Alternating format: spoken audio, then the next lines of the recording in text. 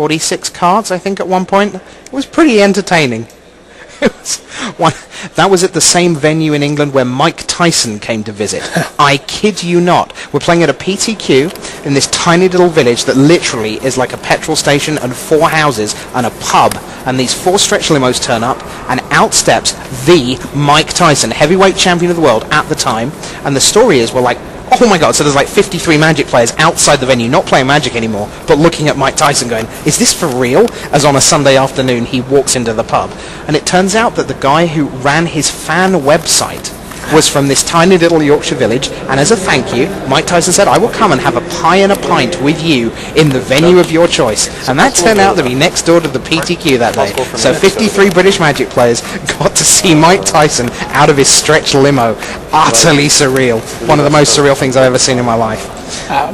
While we were talking about Mike Tyson, Paolo is mulliganing to 6 here on the play in Game 3. I'm going to see how you link there. Are you equating Paolo Donna Rosa with Mike Tyson? Oh, he's certainly the heavyweight champ in this matchup, right? Okay, I give you that. Should I be worried about my ears?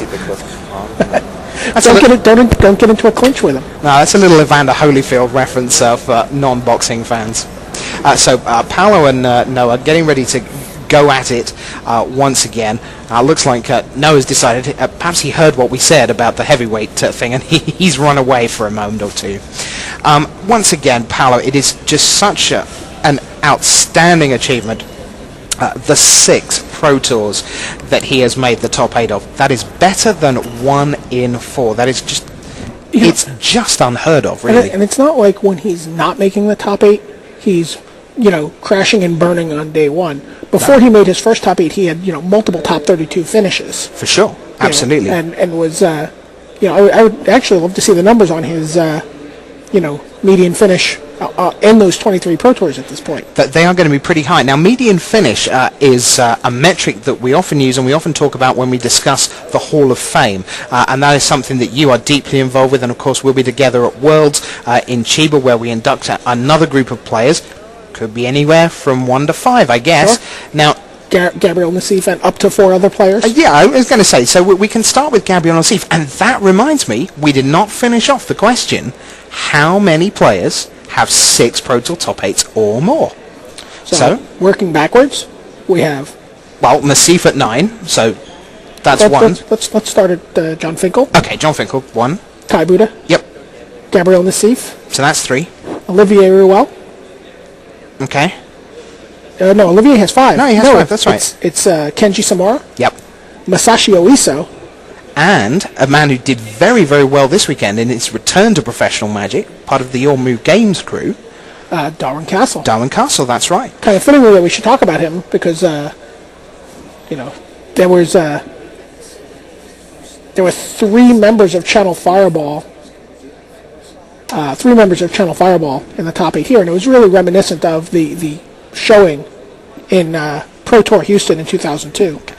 Well, let's see if we can take you back a little way to that event, Houston 2002. And there you see it, on the left of your screen, the winner, Justin Gary. In the middle, Darwin Castle. As I say, came back to Pro Magic, played this weekend. He's been around some Pro Tours doing Champion Challenge and stuff, but he decided he wanted to play, and he was in it deep into day 2. And on the right, nicest man in Magic, Rob Doherty. Nicest man in Magic when you're not playing in a match against him. Oh, of course, exactly. Yeah, as we were chatting with him at lunch about, underneath there must just lurk this ruthless demon of pulverization, which, looking at that, I mean, what could be more ruthless demon pulverization like than that 2002 hairstyle? Yeah, the two players there on the right are Hall of Fame members. Absolutely. Justin Gary, someone Hall of Fame eligible, certainly in the conversation every time the Hall of Fame ballot rolls around. Mm-hmm. It was a great finish from that team. They finished 1, 2, and 3. We're not going to see that this weekend. No, let's take you, though, to the 2010 version. There they are. Yeah, only one of those 3 guys can pull that pose off. Paolo's like, yeah, I'll give it a go. Josh is like, Paolo looks really? Like he's skiing there. That's true, which he did for the first time in Geneva 2007. But Brad, yeah, he's been practicing this. That is the pose for Mr. Nelson hereafter, I suspect. I suspect every trophy shot we ever see with Brad will look something like that. And he was saying, we did a feature interview with him, and he was saying that that's kind of how he looked when he won the Magic Online Championship Series to qualify him for Chiba. But no one saw that because he was home by himself. We're going to go back to the action here. We have Noah is back in the arena and has a Champion's Drake in play. And Paolo has 3 land and Pawn of Alamog. There's your survival cash. Yep, so I'm going to gain some life. And chance for more fun and frolics on the rebound. Draw.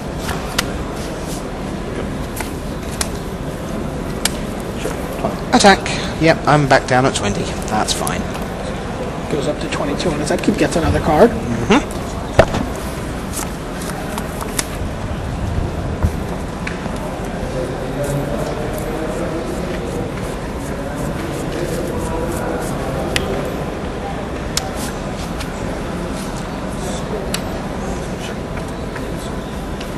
There's an Undo Giant for Paolo Vitor.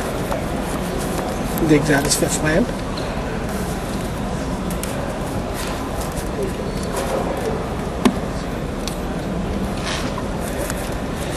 I can tell you that in the second semi-final we are now tied at 2 games all. Guillaume Matignon making it 2 each. The Italian player Andrea Girella did not see the required number of land, and that means that they will hold for game 5. We will bring you that at the conclusion of this game between Paolo Vida Dama de Rosa and Noah Swartz. Now we just drew 2 cards for this turn, thanks to the rebound of Survival Cash. Oh, so nice. Again, Magic's full of those small cards that can give you just such great edges. I love a cantrip. Yeah. Are you one of the? Did you were around when they were playing with those things like you draw a card, you have to wait till the beginning of the next turn's What they call the slow trips. That's right. The slow. You'd have played with those, right? Absolutely. I had a whole deck built around them. This does not surprise me. Got a Merfolk Sky Scout from a dead Merfolk Sky Scout. Quickly took a Leaf Arrow. Yeah, because it's 2/3 and it gets to untap stuff, and it can untap a land. It's just any permanent. It's not just itself or another creature. You get to do some pretty naughty stuff with that. Wild Heart Invoker for Paolo. Yep. We're both at 18, right? Oh, sorry. Yeah, just checking that they're both at 18 life. That is what they believe the score to be. Noah looking at a grip full of cards, 7. But he has just Champion's Drake in play. Facing Wild Heart Invoker, Undo Giant, Pawn of Alamog, 6 land for Paolo.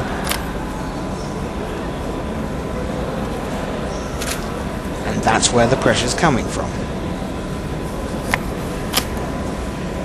In the deciding game against Josh Atherlayton in the quarterfinals, Paolo took a very, very slow opening hand. He took 5 land, a 5-drop and a 6-drop. The 6-drop was Nakana Revenant, and that's in the end what did it for him. But here, he is very much the aggressor.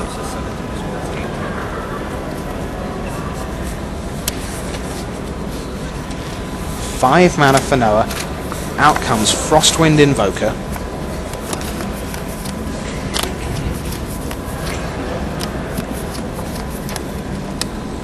Wild Heart Invoker is a very difficult card for the blue-white level deck to deal with. Yes, it really is. As you say, regress for a turn. Well, that turn could be pretty significant as long as you have some kind of pressure coming back the other way. And we have the Smite as well, and we talked about Paolo probably not bothering to venture in.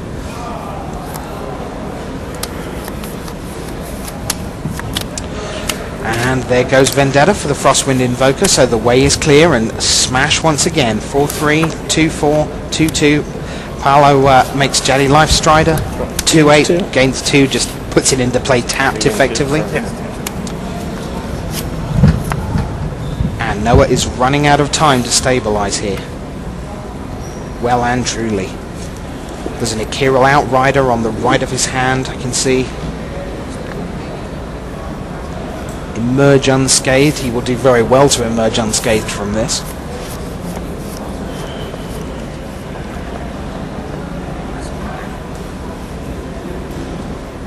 +1/+1 Umbra. Guard duty. But 6 mana and not a lot on board to get stabilized. Well, he's got the Icarel Outrider. And that's that's 6 mana to get to a 2/6. He's got the Caravan Escort, but he can't get that beyond a 2-2 right now. You get it to a 3-3 first striker with the Umbra, and maybe. So there's the Akira Outrider, 1-2, 2-6, 3-10. As they'll sort of work your way up the staircase, and that's the case for pretty much all the levelers. They try and have some kind of internal logic to them.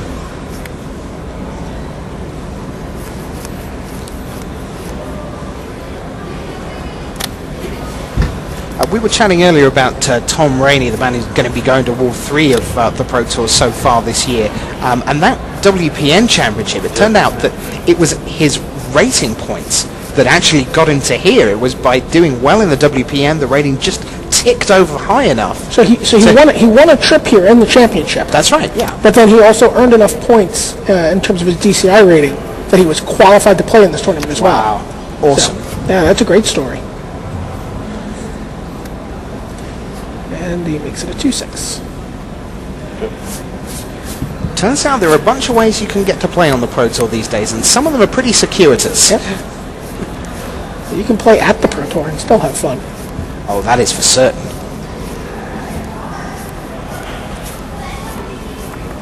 Yeah, if you've never been to one of these before, we did a little piece where we did a kind of speeded up tour of the hall. And there are just so many great things going on here. I mean, to be honest, I sometimes feel quite jealous of the people who get to turn up and they get, 3-4 days of great magic. Sure, there were a couple of events that got announced. I was like, oh, I want to go sign up. Oh, yeah, not allowed. Not fair. Text with the Life Strider and the Ondu Giant. So Akira Outrider is 2-6. So that gets in the way of 2-8.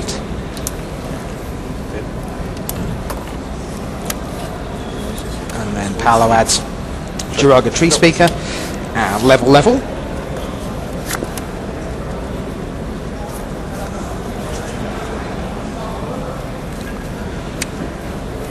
Merge Unscathed. Guard Duty. The Umbra. Noah's still trying to find a way out of this. That the Wildheart Invoker is online next turn, thanks to the Jiraga Tree Speaker. He has 8 mana. Nice.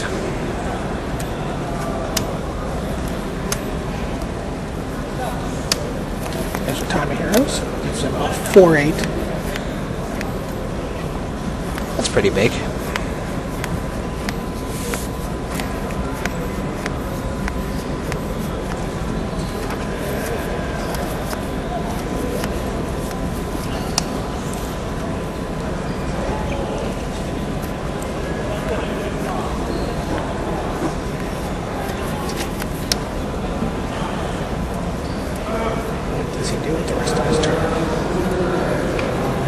His cards. Yes.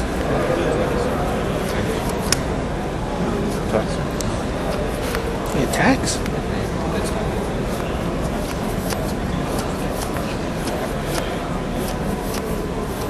Yep. Apollo's. Yeah. No blocks. Yep. So Paolo Vida Dama de Rosa sitting on top of the scoreboard. The match tied at 1-1. Schwartz at 8.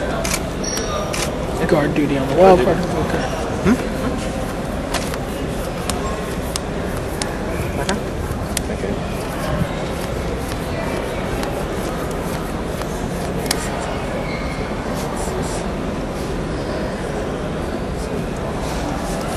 Interestingly, Noah doesn't want to leave his white mana up for the Emergence Gate. Instead, chooses to get another level on the Outrider. Yep. Attack with everybody.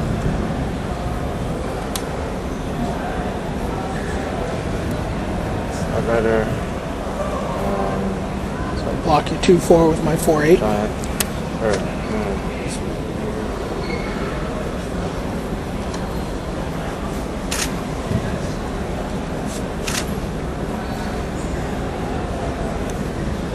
Thinking about whether or not he wants to get the Champion Drake in there. Yeah. That's it. Outrider. Oh, there you go. Outrider Drake. Pala says pumpity pump. +5/+5 trample. Yep. And that is enough. So Paolo Vida Dama de Rosa takes a 2-1 lead. over Noah Schwartz. So the Brazilian 1 game away from his first Pro Tour final at the 6th time of asking. And in the background there you see Guillaume Matignon and Andrea Girola getting ready for their 5th game. Well, let's bring you the story as we head over to that back table. How the level 8s have done this weekend, and it is not a great tale. Paolo Dama de Rosa is still in action. Here he is, he's in the top 8, but then we have to go right the way down to Luis Scott Vargas in 42nd, and Shuhei Nakamura also making the top 64. The next bracket down, you have the 2 Japanese players, Tomoharu Saito and Yuya Watanabe, who is the reigning player of the year, in 98th. Then the next notch down, Martin Yuta just missing out on a 4th pro point from the Czech Republic in 107th. Kazuya Mitamura having a hideous run, BDM. Now, I mean, he was it 0-6 at the last 2 GPs? The last 2 GPs, if you don't count his 3 buys at each event, he went 0-6. And he came into this event calling himself a Halimar Wave Watch. And he said he really wanted to level up. He was really hoping he could get himself fully leveled, become a 6-6 Island Walker. He was hoping he could rattle off 6 wins. But he's really he has not gotten off to the season he would like to have gotten off to this year. Indeed. And finally, Gabriel Nassif down in 207th. So just the basic 2 pro points for attending. And it's a shame because I love the deck Gabriel Nassif brought to this event. You did a deck tech with him. Yeah. And that deck is so much fun. It's a mostly mono blue deck, splashing green for Oracle of Moldaya and was it Avenger of Zendikar? Yep, Avenger of Zendikar and Oracle of Moldai, they were the 6 green cards. Essentially none of the white you see in the blue-white-green decks. It was just a blue-green deck with 7 main deck control magic effects. Yeah, absolutely extraordinary deck. So we are underway in the decider. There you see the match tied at 2-2, and it is null champion out of the blocks for Guillaume Matignon. Girola has Forest and Mountain and passes the turn. So there is the board position. 4 of the 5 basic land in play. Null champion comes in for the first damage of this deciding game. No pre-combat leveling for Guillaume. No, so we can expect something more. Plays a Lighthouse Chronologist. Okay, extra turns in someone's future, maybe, if it goes long. Girola, no land problems by the looks of things, seems to have plenty green and red in his hand, so he will at least be able to play out his spells when he gets there, but nothing on turn 3 for him, so a sluggish start. Matignon looks at his 2 levelers. He knows there's a Spawning Breath in Andrea's deck, so he's nervous about putting the mana into the Null Champion. And there comes the Spawning Breath when he does try to level it up. Gets in with the Chronologist, levels it up once.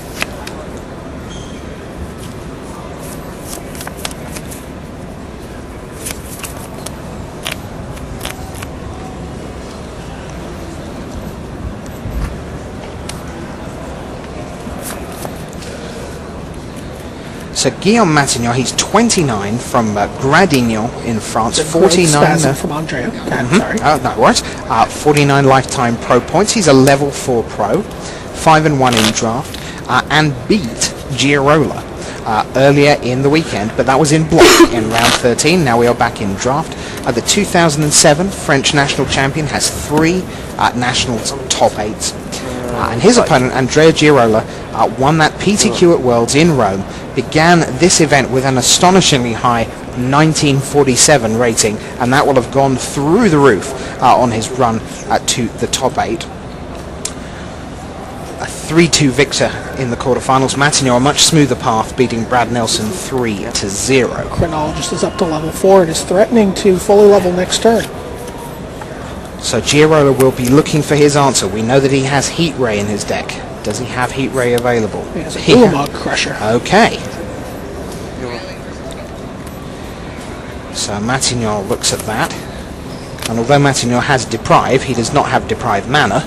He's got Vendetta mana, though. Yeah, that's a hefty Vendetta. Yeah. I mean, you really don't like that Crusher. It's better than taking 8 and losing some permanents. Oh, sure. And now the Chronologist is going to go all the way to 11.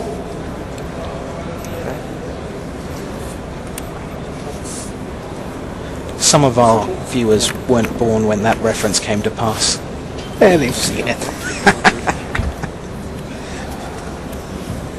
I can't wait for the sequel, Spinal Untap.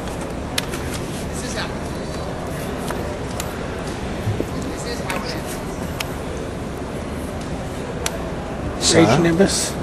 Nest Invader token. And It's like, I would like an extra turn, please. yeah, so here we go. We'll see Matignon in action and Matignon in action. I'm sorry, family Girola, if you're watching for footage of your son. Well, you're going to have to wait an extra turn, it turns out. See Beyond from Matignon. As he very smoothly goes to the top of the deck. He's operationally very precise as well, Matignon. Something you notice about his play. No sloppiness, no getting 3 cards at once off the top of the deck. It's just very methodical, very precise, never flustered. Giorella doesn't exactly seem like he's sweating anything here either. There is that. No. You just forget just quite how much money is at stake sometimes when these players, they look so cool and they're such smart people. Just amazing.